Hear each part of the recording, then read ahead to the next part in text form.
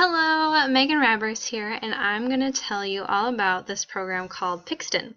So Pixton is like a comic book program where you get to create a comic strip based on information, tell a story, and lots of other things that I'm going to walk you through. So after you log in and get your account set up, you're going to go to Create a Comic Now. And you're going to come to this page where you can choose the subject area or category. So I'm going to select History. And this kind of works like Kahoot, where they're going to have already made comic strips, and there's different layouts and formats that you'll notice later on. If you wanted to search for one specifically, you could type it in the search box, and that's how you would figure out if they have one already made for you. If they have one already made, you can download it, you can edit it if you want and make it your own. Lots of options. But what we're going to work on is creating one from scratch. So that's down at the bottom. And here's where you get to choose a layout like I was talking about earlier. So the most common one is comic strip, storyboards, graphic novel.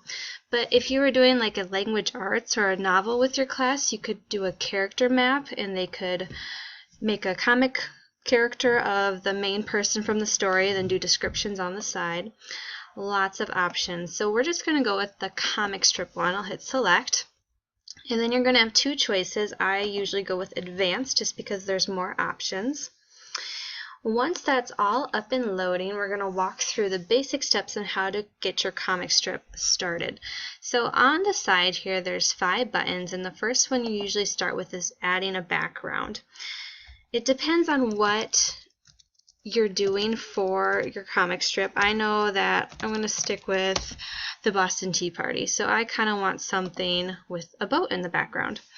Once you have your background set, you're going to go to add a character, and I'm going to select this guy because that's Sam Adams, and you can edit your character in many different ways just by clicking on it. Then a whole different array of buttons appears. You can do edit expressions where they have preset expressions and preset positions for you to use. If you don't want to do any of those, then you can click on individual parts of the character and actually adjust them to any way you see fit. The eyebrows, the eyes, lots of different things. So you can do preset ones, or you can just move individual body parts and different parts that you want. However way you see fit, you have free reign. That's editing the expression. You could also edit the looks. That's the clothes. Again, they have preset ones where you can pick an outfit. If you don't want to do any of those, if you just click and hold, they'll give you different options. The next one is editing proportions. So any part of the body you can make smaller or make larger. And when I say any part, literally any part, even the eyes and the ears you can adjust. And color is obviously changing the color scheme of the clothes that they are wearing. So that is editing the character. And the next thing we're going to look at, click out of the character here, is adding text. So if I wanted Sam Adams to say something like, "No taxation without representation."